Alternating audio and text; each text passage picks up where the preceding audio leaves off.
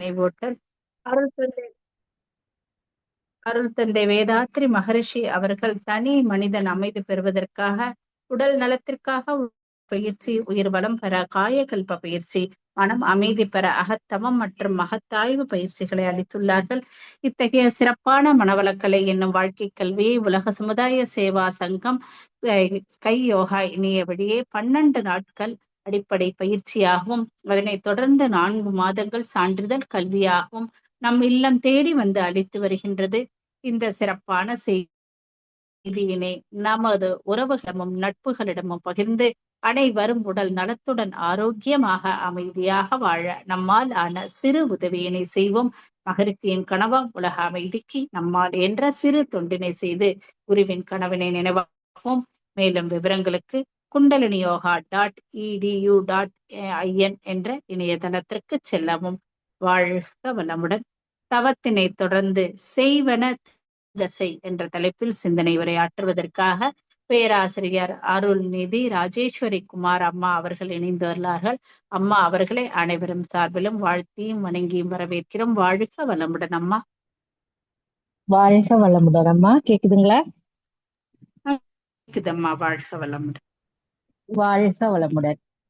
வாழ்க வையகம், வாழ்க வையகம், வாழ்க வளமுடன். இணைப்பில் இணைந்துள்ள இரு பால்மை என்பர்களுக்கும் இனிய மாலை வணக்கங்களும் வாழ்க வளமுடன் வாழ்த்துக்களையும் தெரிவித்து மகிழ்கின்றேன். சிறப்பானதொரு நித்தியானந்த தவத்தை வழிநடத்திய பேராசிரியர் வனஜா வைத்தீஸ்வரன் அம்மா அவர்கள் அருட்பேராற்றல் கருணையினால் உடல் நலம், நீலாயுள், நிறை செல்வம், உயர்த்துக்கள், மெய்ஞானம் ஓங்கி வாழ்க வளமுடன் என்று வாழ்த்தி மகிழ்கின்றோம். வாழ்க வளமுடன் அம்மா. வாழ்க வளமுடன். நன்றிகள் அம்மா. வாழ்க வளமுடன். எவர் ஒருவர் குருவை மதித்து ஒழுகினாலும் தப்பாது குரு உயர்வு, மதிப்போர் தம்மை தரத்தில் உயர்த்தி பிறவி பயனை நல்கும். இன்னைக்கு சுவாமிஜி நம்மளுக்கு கொடுத்திருக்க தலைப்பு செய்வன திருந்தச்சை. அதாவது எந்த செயல் செஞ்சாலும் நம்ம நேர்த்தியா திறமையா நம்ம செய்யணும். அந்த செய்யற செயல்ல ஒரு ஒழுங்கு இருக்கணும் இல்லையா? அப்ப மனித வாழ்க்கையில பொறுமை மிக அவசியம். எங்கு பொறுத்திருக்க வேண்டுமோ அங்க பொறுமையோட நம்ம காத்திருக்கிறது ரொம்ப அவசியம். கோபம் முயலும் ஒன்றுதான் இல்லையா? புயல் மேலதான் கோபமும். அதை முதல்ல புரிஞ்சுக்கணும். ஏன்னா புயல் அடங்கிய பின்புதான் அதனுடைய சேதம் என்னன்னு தெரிய வரும். அதே மாதிரிதான் கோபப்படுறோம், முதல்ல உணர்ச்சி வேகப்படுறோம், அப்ப வார்த்தைகளை தாறுமாறா அங்க விட்டுறோம் இல்லையா? அதுக்கப்புறம் நம்ம கொஞ்ச நேரம் சிந்திச்சு பார்த்தோம்னா, ஏன் கோவப்பட்டோம், எதுக்கு கோவப்பட்டோம், அந்த வார்த்தையை ஏன் விட்டோம் அப்படிங்கிறது ஒரு சிந்தனை வருது இல்லையா? அப்ப அதே மாதிரிதான் பொறுமையாகவும் நிதானமாகவும் செய்யும் போதுதான் அந்த வேலையில ஒரு நேர்த்தியான நிலையை நாம பார்க்க முடியும். அப்போ நம்முடைய வினைகள் தான் நம்மள நீங்கிறதுக்காக வந்ததுதான். அந்த வினைகள் எதிரில இருக்கவங்கள நம்மள எதிராளியா காமிக்குது இல்லையா? அப்ப அதை நம்ம புரிஞ்சுக்கிட்டாலே போதும்.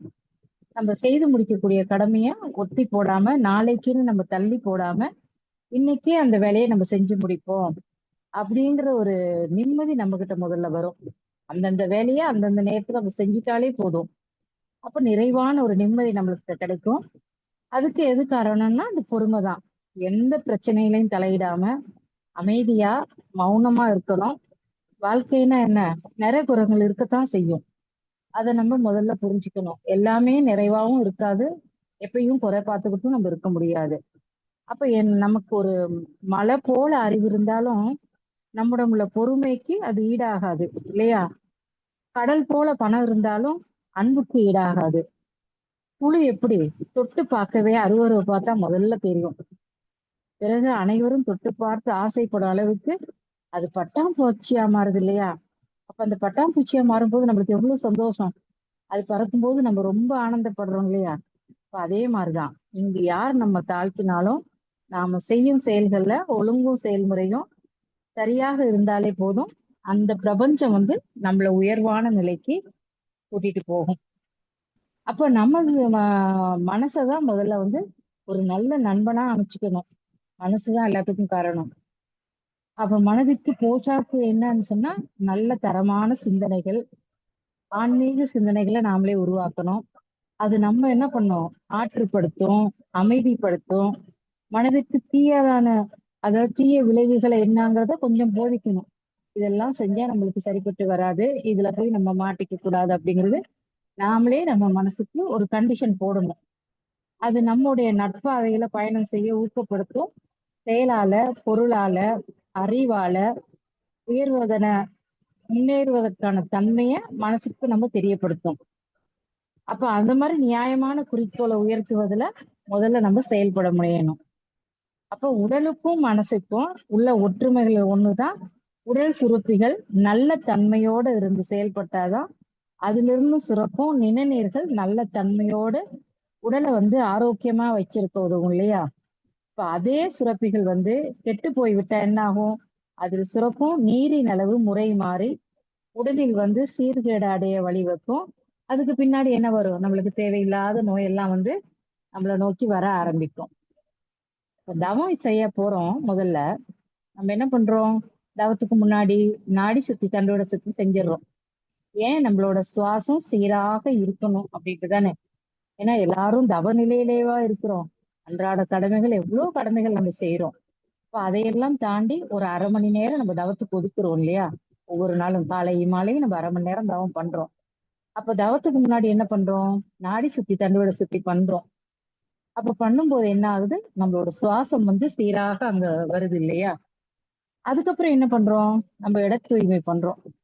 அப்ப எதுக்கு அந்த இட தூய்மை நம்ம 3 தடவை சொல்றோம்? ஒண்ணு நம்மள சுத்தி, அடுத்தது நம்ம இருக்கிற இடத்த சுத்தி, நம்ம உட்கார்ந்து இருக்க அந்த இடத்த சுத்தி, இந்த இருக்கிற இடத்த சுத்தி, அடுத்தது இந்த அந்த எல்லைய சுத்தி 3 தடவை நம்ம சொல்றோம் இல்லையா?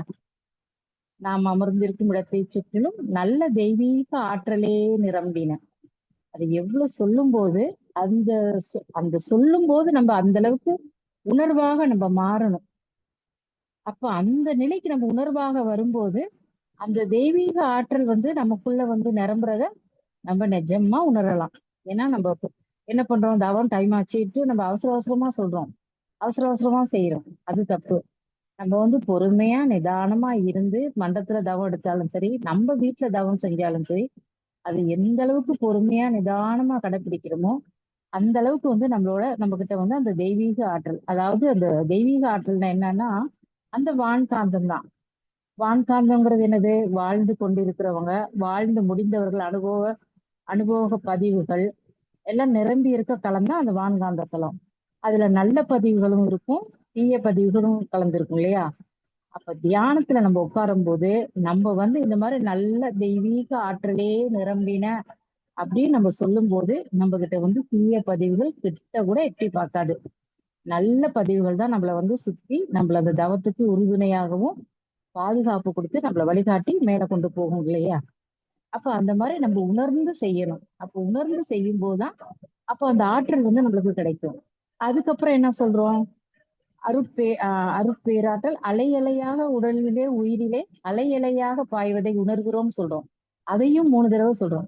அந்த 3 தடவை எதுக்கு சொல்றோம்? நம்மளோட 3 உடலுக்குள்ளேயும் அது பூந்து வருது. அலை அலையாக உச்சை முதல் பாதம் வரை அப்படி நிரம்பி வழியுது இல்லையா? அப்ப அதை உணர்வாக நம்ம சொல்லணும். அப்ப அந்த அளவுக்கு உணர்ந்து உணர்ந்து சொல்லும் போதுதான் அந்த அலை அலையாக இருக்க அந்த வான்காந்த ஆற்றல் நம்ம உடம்புக்குள்ள அப்படி ஊடுருவி பாய்வதை நம்ம உணர்றோம். அதுக்கப்புறம் மகரிஷி நம்மளுக்கு என்ன கொடுக்குறாரு? அருட்காப்புன்னு ஒண்ணு கொடுக்குறாரு. நம்ம உட்கார்ந்த இடத்துலயே அந்த எண்ணெய் வளையத்தை நம்ம சுத்தி போடுறோம் இல்லையா? அருட்காப்பு. அருட்பேராற்றல் இரவும் பகலும் எல்லா நேரங்களிலும் எல்லா இடங்களிலும் எல்லா தொழில்களிலும் உறுதுணையாகவும் பாதுகாப்பாகவும் வழி நடத்துவதாகவும் அமையுமாக. அப்ப எவ்வளவு நம்ம உணர்ந்து சொல்றோம் இல்லையா? அப்ப இதெல்லாம் நம்ம மகிழ்ச்சி எவ்வளவு தூரம் ஆழ்ந்து எடுத்திருப்பாங்க. அதெல்லாம் நினைச்சு பார்க்கவே ரொம்ப பிரமிப்பா இருக்கு இல்லையா? ஒரு ஒரு வார்த்தையும் அவங்க எவ்வளவு உணர்ந்து உணர்ந்து அதை எடுத்து அதை ஓதி உணர்ந்து அது மூலமா அவங்க அதை பயன்பெற்று அவங்க அதுல நிறைய பயனடைஞ்சு அதுக்கப்புறம் தானே இந்த சமுதாயத்துக்கு கொடுத்துருக்காங்க. இப்ப நம்ம எல்லாம் மனவளக்கலை பயிற்சியில் உள்ளவங்க. அப்ப நம்மளும் அதே மாதிரி உணர்ந்து உணர்ந்து நம்ம சொல்லணும். அப்போ அந்த மாதிரி உணர்ந்து சொல்லும் போதுதான் அந்த அந்த என்னென்ன சொல்றோமோ அத்தனை நம்ம உடல் செல்கள்ல பதியுது. நம்மளோட உடல் உறுப்புகள்ல ஒவ்வொன்றையும் பதியுது, ஒவ்வொரு உயிர்ப்புகளையும் அது பதியுது. அப்ப அந்த பதிஞ்சு பதிஞ்சு என்ன பண்ணுது? நம்மளுக்கே அந்த ஆற்றலை அது கொடுக்க ஆரம்பிக்குது இல்லையா? இப்ப கிணத்து தண்ணி இருக்கு, சுத்தமா வச்சிருக்கிறோம். அதை என்ன பண்றோம், வருஷத்துல ஒரு வாட்டி இல்ல 6 மாசத்துக்கு ஒரு வாட்டி நம்ம என்ன பண்ணோம், தூர் வாடுறோம். அந்த உள்ள இருக்க கழிவுகள்லாம் எடுக்கிறோம், சேறு சகதி எல்லாம் நல்லா கிளீன் பண்ணி தூர் வாரும்போது நம்ம எவ்வளவு குப்பை உள்ள இருந்து எடுப்போம். வீட்ல இருந்து போட்ட கரண்டி, டம்ளர் என்னென்னமோ எல்லாம் அதெல்லாம் கிடக்கும். பழைய பெட்ஷீட் முத கொண்டு பாதி நம்ம துணி மாடியில காய போட்டிருப்போம், அது காத்துல பறந்து கிணத்துக்குள்ள விழுந்திருக்கும், அது உள்ள அப்படியே அமுங்கி போயிருக்கும். நம்ம சுத்தி சுத்தி தேடி பார்ப்போம், அது எங்கேயோ போய் விழுந்துருச்சு அப்படின்ட்டு. கிணத்தை தூர்வாரும் போதுதான் தெரியும், கிணத்துக்குள்ள இருந்து சேத்தோட சேரா சகதியுமா அது மேல வரும் இல்லையா. அது கிணத்தை நம்ம தூர்வாரோம். ஆனா ஒரு ஆத்தை தூர்வார முடியுமா?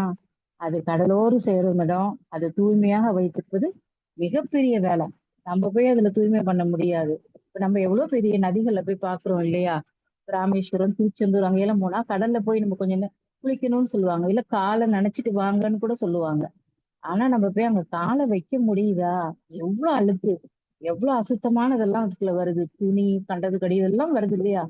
அப்ப அதெல்லாம் ஒரு நாள்ல கிளீன் பண்ண முடியுமா? முடியாது.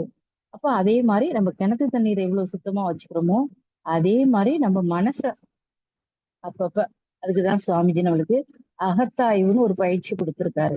அப்ப அந்த அகத்தாய்வு பண்ணி பண்ணி பண்ணி அந்த கிணத்தை எப்படி தூர்வாரமோ அதே மாதிரி இந்த மனசுல இருக்க அழுக்கெல்லாம் தூர்வாரி எடுக்கணும். அப்ப ஒரு பெரிய கல்பாறை இருந்துச்சாம்.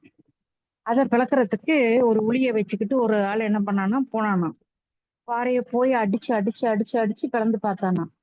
பாறை அசையவே இல்லையா. சரி இது நம்மளால முடியாது, தூக்கி போட்டு போயிட்டானா, இது வேலைக்கு ஆகாது அப்படின்னு.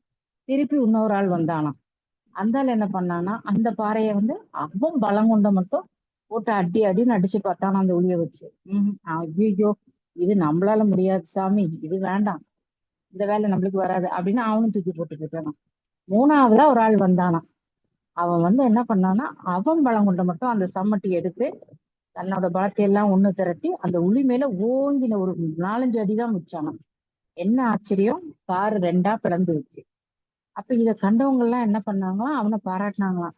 ஆஹா, நீதான் அதிர்ஷ்டசாலி, நீதான் அது பிளந்திருக்க, அவங்க 2 பேராலையும் அது முடியல, உன்னாலதான் முடியும், உனக்கு தான் அதிர்ஷ்டம் இருக்கு அப்படின்னு எல்லாரும் அவனை பாராட்டினாங்களாம்.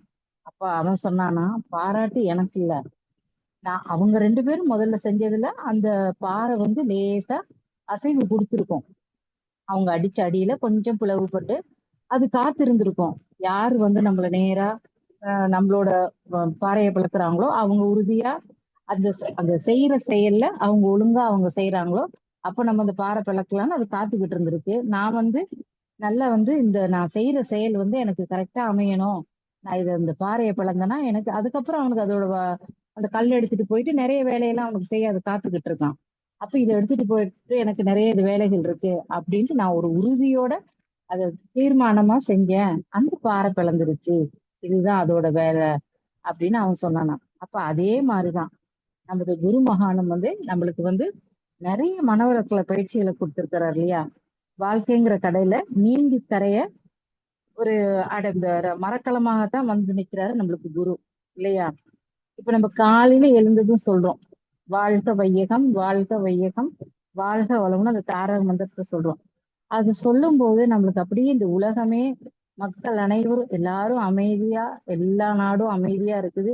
ஏன்னா இன்னைக்கு எல்லா இடத்துலயும் போர் பதற்றம் நிறைஞ்ச இடமா தான் இருக்குது. எல்லா உலக நாடுகளும் அப்படிதான் இருக்குது. எங்க என்ன நடக்கும்னே தெரியாத ஒரு பதற்றத்துலதான் எல்லாருமே வாழ்ந்துட்டு இருக்கோம். அப்ப நம்ம மனவளக்கலை பயிற்சி பெற்ற அன்பர்கள் என்ன செய்யணும், நம்ம கண் முன்னாடி இந்த உலகமே மகான் கண்ட அமைதி நிலைக்கு வரணும். ஏன்னா மகான் அப்படித்தானே கனவு கண்டிருக்காங்க, ஒரு தனி மனித அமைதி உலக அமைதிக்கு நம்மளை அழைச்சிட்டு போகும்னு மகானோட கனவு இல்லையா. அப்ப அதை நம்ம என்ன பண்ணணும், நம்ம காலையில எழுந்ததும் நம்ம அன்றாட கடமைகளுக்குள்ள வர்றதுக்கு முன்ன அந்த தாரக மந்திரத்தை நம்மளால ஒரு 3 தடவையோ, நம்மளால எத்தனை தடவை சொல்ல முடியுமோ அத்தனை தடவை சொல்லி இந்த உலகமே அமைதியா இருக்கு, அமைதியான பூந்தோட்டமா இருக்குது அப்படிங்கிற ஒரு எண்ண அலைகளை நம்ம அந்த வான்காந்தத்துல தினம் தினம் நம்ம பரவ விட்டோம்னா, நம்மள மாதிரி எத்தனை பேர் பயிற்சி எடுத்தவங்க அத்தனை பேரும் பரவ விட்டா அது போய் என்ன ஆகும், அந்த பிரபஞ்சத்துல அது பரவும். அப்ப அந்த பரவும் போது அது ஒரு நாள் கண்டிப்பா செயலுக்கு வரும். நாம வாழும் காலத்திலேயே அந்த அமைதியான சூழ்நிலையை நம்ம பார்க்கலாம் இல்லையா. இல்ல நம்ம அடுத்த தலைமுறை கூட பார்க்கலாம், நம்மளோட பேரம்பேத்திங்க கூட அது பார்க்கலாம். அப்ப அந்த மாதிரி சுவாமிஜி கொடுத்த பயிற்சிகள்லாம் அப்படிதான். எண்ணம் ஆராய்தல், ஆசை சீரமைத்தல், சினம் தவிர்த்தல், கவலை ஒழித்தல், அப்ப 5 தத்துவங்களை கூறுறதுனால அவர் என்ன, அவர் ஒரு மனோ தத்துவ ஞானியா நம்மளுக்கு தெரிகிறாரு சுவாமிஜி வந்து. இப்ப விஞ்ஞானத்தையும் மெஞ்ஞானத்தையும் ஒருங்கிணைத்து பேசுறதுல சுவாமிஜி வந்து பயங்கர வித்தகர். பாமர மக்கள் அனைவரும் புரிந்து கொள்ளக்கூடிய தத்துவங்களை கூறுறதுனால அவர் பாமர மக்களோட தத்துவ ஞானிங்கிற ஒரு நிலைக்கு இருக்காரு இல்லையா. சித்த மருத்துவத்துல தெரிந்த ஒரு சித்த மருத்துவரும் கூட நம்ம சுவாமிஜி. அப்ப பிரம்மத்தை உணர்ந்ததுனால, அதை அனைவருக்கும் உணர்த்ததுனால நமது குருமகான் வந்து ஒரு பிரம்ம ஞான சுடர். அப்ப இதெல்லாம் எவ்வளவு உணர்ந்து உணர்ந்து சுவாமிஜி செஞ்சிருக்காங்க, நம்ம நினைச்சு பார்த்தாலே ரொம்ப ஆசையா இருக்கு இல்லையா. 3வது தான் படிச்சிருக்காங்க.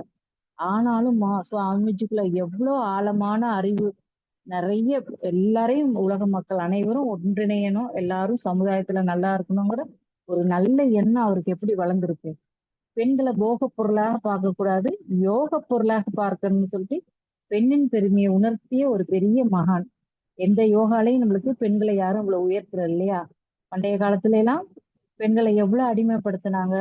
அந்த பெண்களுக்குள்ள அந்த மாத விளக்கு நாட்கள்ல தனியா ஒதுக்கி வச்சு அவங்களுக்கு ரெஸ்ட் கொடுத்தாங்க. சரி, இருந்தாலும் அவங்கள வந்து நல்ல நாள் விசேஷங்களை வீட்டுக்குள்ள விடாம எவ்வளவுலாம் அடிமைப்படுத்துறாங்க. ஆனா மகான் அப்படியெல்லாம் நம்மள வைக்கல இல்லையா. பெண்கள் ஒரு வீட்டுல ஒரு பெண் வந்து இந்த மனவளக்கலை பயிற்சியை கத்துக்கிட்டா அந்த வீடே சுபீட்சமா இருக்குன்னு சொல்லிதான் பெண்களுக்கு முதல்ல அந்த பயிற்சியை கொடுத்தாரு. இன்னைக்கு நம்மளே எல்லாரும் பார்க்கலாம், மனவளக்கலை பயிற்சியில ஆண்களை விட பெண்கள் தான் அதிகமா இருக்கணும் இல்லையா.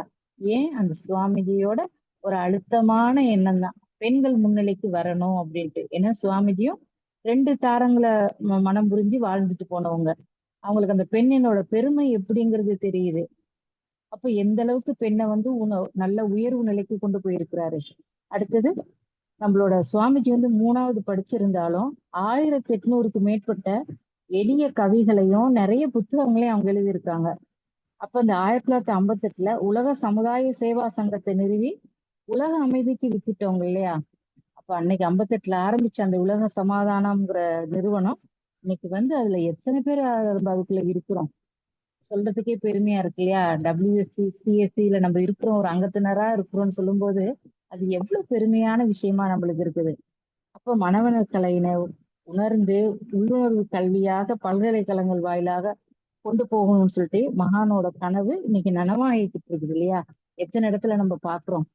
அப்ப அந்த மனசை பழக்குவதற்கும் அகநோக்க பயிற்சி, உடல் நலத்திற்கு உடற்பயிற்சி, உயிர் வளத்திற்கு காயக்கல்பம், அன்றாட நம்ம செயல்களை ஒழுங்குபடுத்துறதுக்கு அகத்தாய்வு, அதெல்லாம் சுவாமிஜி எந்த அளவுக்கு ஆழ்ந்து நம்மளுக்கு கொடுத்துட்டு போயிருக்காங்க இல்லையா. அப்ப மனமும் உடலும் நன்றாக இருந்தாதான் நாம ஒரு மனிதனுக்கு சிந்தனை வந்து உயர்ந்து செய்யற செயல் புனிதமடையுமா. அப்ப செயல் தூய்மை பெற்றால் வந்து அங்க வந்து அறம் தலைக்கும் அப்படிங்கிற சுவாமிஜி. அப்ப இந்த ஓடாம கிடப்புல போடப்பட்ட யோக ஞானத்தை செப்பனிட்டு அதை எளிமைப்படுத்தி எஞ்சிய காட்சிகளை அகக்காட்சியா காட்டி இறை தரிசனமும் பேரின்பத்தையும் நம்மளுக்கு கொடுத்திருக்கிறார் இல்லையா சுவாமிஜி. அப்ப சுவாமிஜி சொல்லுவாங்க இல்லையா, கடமையை உணர்ந்திடு, காலத்தில் செய்திடு, உடம்புக்கும் நல்லது, உள்ளமும் அமைதியாகும் அப்படின்னு சொல்றாங்க இல்லையா.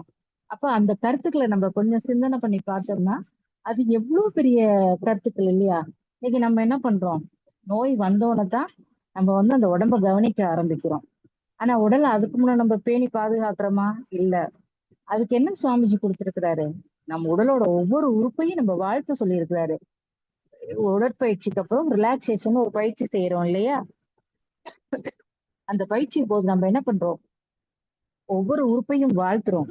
அப்ப அந்த வாழ்த்தி வாழ்த்தி நம்ம கொண்டு வரும்போது அப்ப நம்ம எவ்வளவுதான் நம்ம மருந்து எடுத்துக்கிட்டாலும், நம்ம எவ்வளவு சிகிச்சை எல்லாம் நம்ம கொண்டு வந்தாலும் அந்த வாழ்த்துறது மூலமாக அந்த செல்களோட தேவைகள் என்ன பண்ணுது, அது பூர்த்தி செஞ்சு ரத்தத்தில் சமச்சீர் அளவு உண்டாக்கி அதை வந்து என்ன பண்ணுது, நம்மளுக்கு ஒரு நல்ல ஒரு உடல் நிலையை கொண்டு வருது இல்லையா. அதே மாதிரிதான் நம்ம உண்றோம், சாப்பாடு நம்ம எடுத்துக்கிறோம் 3 வேளையும். அந்த சாப்பிடும் போதெல்லாம் இந்த காயகல்பம்னு ஒரு பயிற்சி சுவாமிஜி சொல்லி கொடுத்திருக்காங்க. ஒரு பிடி உணவில் உலக ஒற்றுமை கண்டிடு அப்படின்னு சொல்லிட்டு ஒரு பிடி உணவை கையில எடுத்துக்கிட்டு நம்ம அந்த உணவை கொடுத்தவங்க எல்லாரையும் நன்றி உணர்வோட நினைச்சு அந்த என்னது பயிர் பண்ண விவசாயம் முதற்கொண்டு அந்த மண்ணை உழுதவங்க, தண்ணி ஊத்துனவங்க, நாத்து நட்டவங்க அத்தனை பேரையும் நம்ம நினைச்சு நன்றி உணர்வு கொண்டு கடைசியா அது வியாபாரத்துக்கு வருது. அங்க இருந்து நம்ம வாங்கிட்டு வரோம், அப்புறம் நம்ம வீட்டுல சமைக்கிறோம், அம்மா சமைக்கிறாங்க இல்லைன்னா நம்மளே சமைக்கிறோம். எல்லாத்துக்கும் ஒரு நன்றி உணர்வு சொல்லி கடைசியில அந்த சாப்பாடை எடுத்து கையில எடுத்து சாப்பிடும் போதும் ஒரு 10 அஸ்வினி முத்திரை, ஒரு ஓஜஸ் போட்டு நம்ம சாப்பிடும்போது அந்த சாப்பாடு வந்து நம்ம உடம்பு முழுதும் பரவி அது ஒரு நல்ல நிலைக்கு வருது இல்லையா? நம்ம உண்ற உணவு தானே 7 தாதுக்களா மாறுது. அப்ப அதையெல்லாம் நம்ம எப்படி நம்ம செய்யணும்? நம்ம வந்து அதை உணர்ந்து செய்யணும். அப்ப அதுக்குதான் சுவாமிஜி இந்த பயிற்சியெல்லாம் நம்மளுக்கு கொடுத்திருக்காரு. அப்ப எப்பயுமே நம்ம வந்து இன்றைய காலத்துக்கு ஏற்ற மாதிரி நம்மளும் மாறலாம். ஏன்னா சமுதாயத்துல எல்லாமே குறை நிறைகளோட தான் எல்லாமே நிறைய இருக்குது. அப்ப அதுக்கேத்த மாதிரி நம்மளும் மாறி வரணும். சமுதாயத்துக்கு ஏத்தபடிதான் நம்மளும் நம்ம தனியா ஒரு அங்கமா நம்ம அதுல இருக்க முடியாது இல்லையா? அப்போ அந்த மாதிரி இருக்கும்போது நம்ம இந்த பயிற்சிகளையும் முறையா செஞ்சுட்டு வரும்போது நம்மளும் அந்த சமுதாயத்துல ஒரு நல்ல ஒரு நிலைக்கு நம்ம வரலாம் இல்லையா? அப்ப இதுல வந்து ஒரு சின்ன கதை பார்க்கலாம். புத்தர்கிட்ட வந்து ஒரு பையன் வந்து எனக்கு ஞான நாட்டம் வேணும் அப்படின்னு வந்து அவர்கிட்ட வந்தானாம். அதுக்கு முன்ன அவன் ஊர் ஊரா போயிட்டு இருந்தானாம். அப்ப போயிட்டு இருக்கும்போது வழியில வந்து ஒரு நாள் புத்தரை பார்த்துட்டு நான் இங்க வந்து ஞானம் தேடி வந்திருக்கேன், எனக்கு நீங்க ஞானம் சொல்லி தரணும் புத்த குருவே அப்படின்னு வந்து அவர்கிட்ட கேட்டிருக்கான்.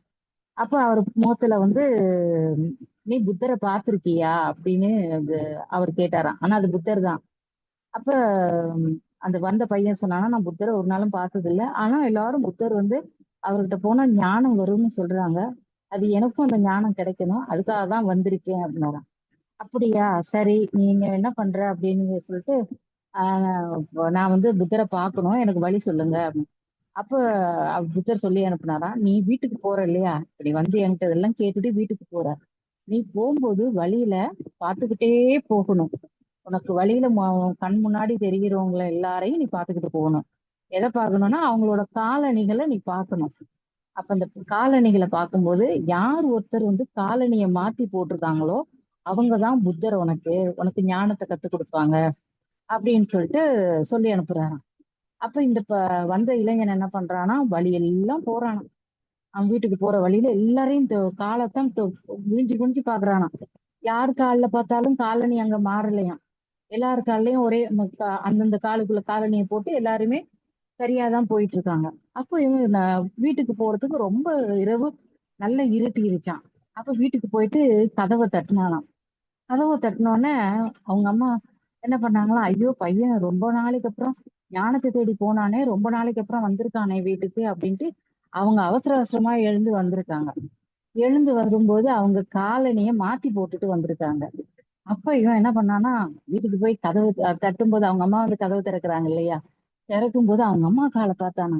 பார்த்தோன்னா அவங்க அம்மா கால்ல இருக்க காலணி மாறி இருந்துச்சு. ஓ, இதுதான் சொன்ன புத்தரா, நம்மளுக்கு இதுதான் இங்க இறை தரிசனம் இங்கதான் கிடைக்குதா அப்படின்னு சொல்லிட்டு அவங்க அம்மா காலை தொட்டு வணங்கினானா. அப்ப இதுல இருந்து என்ன தெரியுது அப்படின்னா, அப்ப நம்மளுக்கு வந்து ஞானம் வந்து எங்கேயும் வெளியில இல்ல, நமக்குள்ளதான் இருக்குது. ஏன்னா நம்ம வந்து நம்ம என்ன பண்றோம், இன்னைக்கு எல்லாருமே அப்படிதான் வெளியில தான் தேடி போயிட்டு இருக்கோம். அது நமக்குள்ளேயே தான் இருக்குது. அதுக்குதான் அந்த கதையை அவர் கொண்டு வந்திருக்காரு. அப்ப அம்மாவை பார்த்தோன்னா அவனுக்கு அந்த ஒரு சந்தோஷம். ஓ, இங்க இருந்துதான் ஞானம் நம்மளுக்கு கிடைக்கணுமா அப்படிங்கிற ஒரு பிரமிப்பு வந்துச்சு இல்லையா?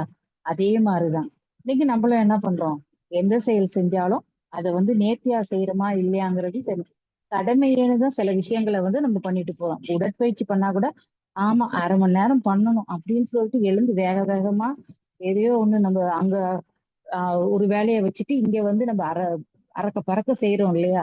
அது செய்யறதுனால நம்மளுக்கு என்ன லாபம்? ஒரு லாபமும் கிடையாது. அப்ப அந்த பயிற்சியோட ஒன்றி 1/2 மணி நேரம் உடற்பயிற்சியா, அந்த உடற்பயிற்சியோட நம்ம ஒன்றி போகணும். காயகல்பம் 10 நிமிஷமா, அந்த காயகல்பம் 10 நிமிஷத்தோட அந்த பயிற்சி ஒன்றி போகணும். தியானம் கத்துக்க செய்யறோமா, ஏன்னா எல்லாத்துக்குமே நம்ம காலையில எழுந்து தியானம் பண்ற பழக்கம் நிறைய பேர்கிட்ட இருக்குது. உடற்பயிற்சி காயகல்பம் கூட கொஞ்சம் லேட்டா பண்ணிடுவோம். பிள்ளைங்களை எல்லாம் அவங்கவுங்க கடமைகளுக்கு எல்லாம் அனுப்பி விட்டு நம்ம வீட்டுல தனியா இருக்கும்போது நம்ம பண்ணுவோம். ஆனா தியானம் எல்லாரும் நிறைய பேர் காலையிலேயே பண்ற பழக்கம் நிறைய பேருக்கு இருக்கு இல்லையா? அப்ப அந்த தியானம் பண்ணும்போது நம்ம வந்து அந்த தியானத்துல 1/2 மணி நேரம் நம்மள நம்ம அப்படி உணர்ந்து செய்யணும். அப்ப அந்த மாதிரி உணர்ந்து செஞ்சுட்டு தியானம் பண்ணிட்டு இருக்கப்போ அப்புறம் அகத்தாய்வுன்னு ஒரு பயிற்சி. அப்ப இந்த அகத்தாய்வு பண்ணும்போது நம்ம ஒரு சங்கல்பம் எடுத்துக்கணும், இன்னைக்கு யாரையும் நம்ம நம்ம வார்த்தையாலேயோ மனசாலேயோ உடலாலேயோ காயப்படுத்தக்கூடாது அப்படிங்கிற ஒரு சங்கல்பத்தை நம்ம போட்டுக்கிட்டு அகத்தாய்வு பயிற்சியை முடிக்கணும். அப்ப அந்த மாதிரி ஒரு ஒரு நிலையிலையும் நம்ம உணர்ந்து செய்யும் போது முதல்ல நம்ம நல்லா இருப்போம், அடுத்தது வந்து நம்மளை சுத்தி இருக்கவங்க நல்லா இருப்பாங்க. அப்ப இந்த மாதிரி ஒவ்வொரு செயலும் செஞ்சுட்டு வரும்போது நம்ம நினைச்சு பார்க்கவே எவ்வளவு பிரமிப்பான விஷயம். மகான் வந்து நம்மளுக்கு ஒவ்வொரு பயிற்சியிலையும் வந்து அந்த உணர்ந்து உணர்ந்து செஞ்சனால தானே அவர் 96 வயசு வரைக்கும் வாழ்ந்து நல்ல ஒரு எல்லாருக்குமே இன்னைக்கு மனவளக்கலை பயிற்சி ஆசிரியரா நம்ம எல்லாரும் இங்க இருக்கிறோம். நம்மளோட அந்த சீருடையை பார்த்தோன்னே வெளியில எத்தனை பேர் நீங்க மனவளக்கலை பேராசிரியரான்னு கேட்கும்போது நம்மளுக்கு எவ்வளவு ஒரு பெருமையா இருக்குது. நம்ம பெருமைக்காக அது சொல்லல. ஆனாலும் அந்த யூனிஃபார்முக்கு எவ்வளவு ஒரு மதிப்பு கொடுக்குறாங்க. அந்த யூனிஃபார்ம் நம்மளே இப்ப வெளியில எங்கேயோ போறோம். அந்த யூனிஃபார்ம்ல யாராவது ஒருத்தரை பார்த்துட்டா நம்ம உடனே போய் பேசுறோம் இல்லையா? வாழ்க வளமுடன் சொல்லி அடுத்த வார்த்தை நம்ம பேசுறோம் இல்லையா? அப்ப அவங்க உடனே நம்மள கேட்பாங்க, எப்படிம்மா நீங்களும் இந்த பயிற்சியில இருக்கீங்களா அப்படின்னு கேக்குறாங்க இல்லையா? அப்ப கேட்கும்போது நம்மளுக்கு எவ்வளவு சந்தோஷமா இருக்கு, எவ்வளவு ஒரு பூரிப்பு வருது. அப்ப இதெல்லாம் எதனால கிடைச்சது? நம்ம மகான் கொடுத்த பயிற்சியால. அந்த பயிற்சியை முறையா திறமையா அது நேர்த்தியோட செய்யும் போதுதான் நம்மளுக்கு ஒரு நல்ல ஒரு இது கிடைக்குது இல்லையா?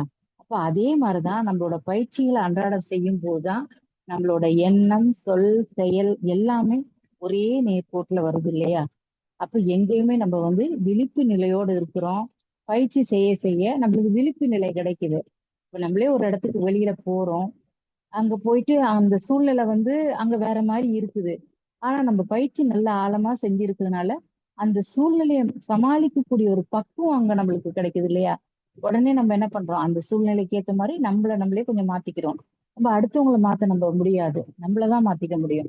சுவாமிஜி தானே சொல்றாங்க, பயிற்சி நம்மள சரி பண்றதுக்கு. நம்ம அடுத்தவங்களுக்கு அட்வைஸ் கொடுக்க நம்ம போக முடியாது. அப்ப நம்மள சரி பண்ணிக்கிறதுக்கு என்ன பண்றோம்? அந்த சூழ்நிலைக்கு ஏத்த மாதிரி நம்ம தயார்படுத்திக்கிறோம். ஆமாப்பா நான் வந்தேன், இந்த டைம் சரியா இருக்கு, ஓகே பண்ணிக்கலாம் அப்படின்னு ஏதோ ஒரு இடம், அந்த இடம் அந்த சூழ்நிலைக்கு ஏத்த மாதிரி நம்மள மாற்றக்கூடிய ஒரு பக்குவம் நம்மளுக்கு கிடைக்குது இல்லையா? அப்ப இதுக்கெல்லாம் எது காரணம்? மூலம் நம்மளோட பயிற்சிகள் தான். ஏன்னா நம்ம ஆழ்ந்து செய்ற பயிற்சிகளும் தவங்களும் தான். சுவாமிஜி கொடுத்த ஒவ்வொரு தவமுமே ஒவ்வொரு பொக்கிஷம் தான். ஏன்னா ஆக்கினி தவம் பண்ணாதான் எனக்கு அது கிடைக்கும், துரியாதீதம் பண்ணாதான் இது கிடைக்கும், அப்படியெல்லாம் ஒன்றும் கிடையாது. எந்த தவம் பண்ணாலும் அந்த தவத்துல ஒரு ஆற்றல் நம்மளுக்கு கிடைக்குது இல்லையா? தவம் பண்ணி ஒரு 1/2 மணி நேரம் நம்ம தவம் பண்ணிட்டு வெளியில பார்க்கும்போது நம்மளே ஒரு புதுசா உடம்பு அப்படியே ரொம்ப ஃப்ரெஷ்ஷான மாதிரி இருக்கும் இல்லையா? திருப்பி நம்ம உடற்பயிற்சி, காயகல்பம் இதெல்லாம் செய்யும் போது நாள் முழுதும் நம்ம புத்துணர்வோட இருக்கிறோம். ஏன்னா சாதாரண மக்களுக்கும் மனவளக்கலை பயிற்சியில் இருக்கவங்களுக்கும் நிறைய வித்தியாசம் நம்ம பார்க்க முடியுது இல்லையா? அப்ப அந்த மாதிரி நம்ம ஒவ்வொன்றையும் கவனிச்சு செய்யும் போது அப்ப எந்த ஒரு இந்த சொற்றொடர் சுவாமிஜி செய்வன திருந்த செய்ன்னு ஒரு கொடுத்திருக்காங்க. ஆனா இந்த செய்வன திருந்த செய்வது சுவாமிஜி எல்லாமே அழகா நம்மளுக்கு ஒரு இதுவா வடிவமைச்சு கொடுத்திருக்காங்க. எப்படி நம்ம பயிற்சி வரணும், பயிற்சிகளை எப்படி செய்யணும், முதல் அகத்தாய்வுல என்ன தவம், பஞ்சேந்திரிய தவம், பஞ்சபூத நவக்கிர தவம் எடுத்துட்டு வரோம். அப்புறம் படிப்படியா நம்மள மேல மேல கொண்டு கடைசியில பிரம்ம ஞான நிலைக்கு உயர்த்தி கூட்டிட்டு வர்றாரு. பிரம்ம ஞான நிலையில அப்புறம் தான் நம்மளே நம்ம அப்புறம் அருள்நிதி பயிற்சி, பேராசை அப்படிலாம் நம்ம தொடர்ந்து போய்கிட்டு இருக்கோம். ஆனா சுவாமிஜி எவ்வளவு அழகா நம்மளுக்கு எல்லா பயிற்சிகளையும் முறையாகவும் நேர்த்தியாகவும் கொடுத்ததுனாலதான் நம்ம எந்த சூழ்நிலையும் சமாளிக்கக்கூடிய ஒரு பக்குவத்தையும் எடுத்திருக்கோம். அந்த சூழ்நிலையை நம்ம சமாளிக்கிற பக்குவம் இல்லாம வர்ற துன்ப அலைய கூட நம்மளால கொஞ்சம் அதை நகர்த்திட்டு போக முடியுது. இப்ப ஏதோ ஒரு கடுமையான ஒரு தாக்குதல் வீட்டுக்குள்ளேயே வரத்துக்கு அந்த சூழ்நிலை அங்க உருவானாலும் கூட மனவளக்கலை பயிற்சி பெற்ற ஒரு அன்பர் மூலமா அந்த இடத்த ஈஸியா கடந்து போக வைக்க முடியுது இல்லையா? நம்ம அடுத்தவங்களை கொஞ்சம் அதுக்கேத்த மாதிரி அவங்கள மோட்டிவேஷன் பண்ணி, இல்ல இல்ல அப்படி செய்யுங்க, இப்படி செய்யுங்க, இது சரியாகும், அது சரியாகும் சொல்லி அந்த இடத்துக்கு ஏத்த மாதிரி நம்ம சொல்லக்கூடிய ஒரு பக்குவம் எங்க கிடைக்குது? நம்மளோட மனவளக்கலை பயிற்சி தான். அப்ப நம்ம மகானோட பயிற்சிகளை முறையா செய்வோம். எந்த செயல் செஞ்சாலும் அதை திரும்ப செஞ்சு அழுத்தம் திருத்தமா நம்ம செய்வோம். அதை நம்ம வாழ்க்கையில கடைபிடிச்சு வாழும்போது நம்மளும் உயர்வு நிலைக்கு வரலாம், நம்மளை சுத்தி இருக்கிறவங்களையும் உயர்நிலைக்கு கொண்டு வரலாம்னு சொல்லிட்டு நேரம் கருதி இந்த சிந்தனையை நான் இதோடு நிறைவு செய்கிறேன்.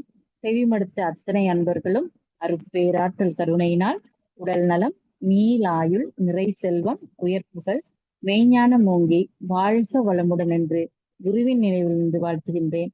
வாய்ப்பு வழங்கிய அத்துணை நல்லலங்களுக்கும் நன்றிகளையும் வாழ்த்துக்களையும் கூறி நிறைவு செய்கிறேன். நிறைவாக இருந்தால் அத்தனையும் குருமகானுக்கே சமர்ப்பணம், குறையேதும் இருந்தால் அடியேன் ஏற்றுக்கொள்கிறேன் என்று சொல்லி நிறைவு செய்கிறேன். வாய்ப்புக்கு நன்றி அம்மா.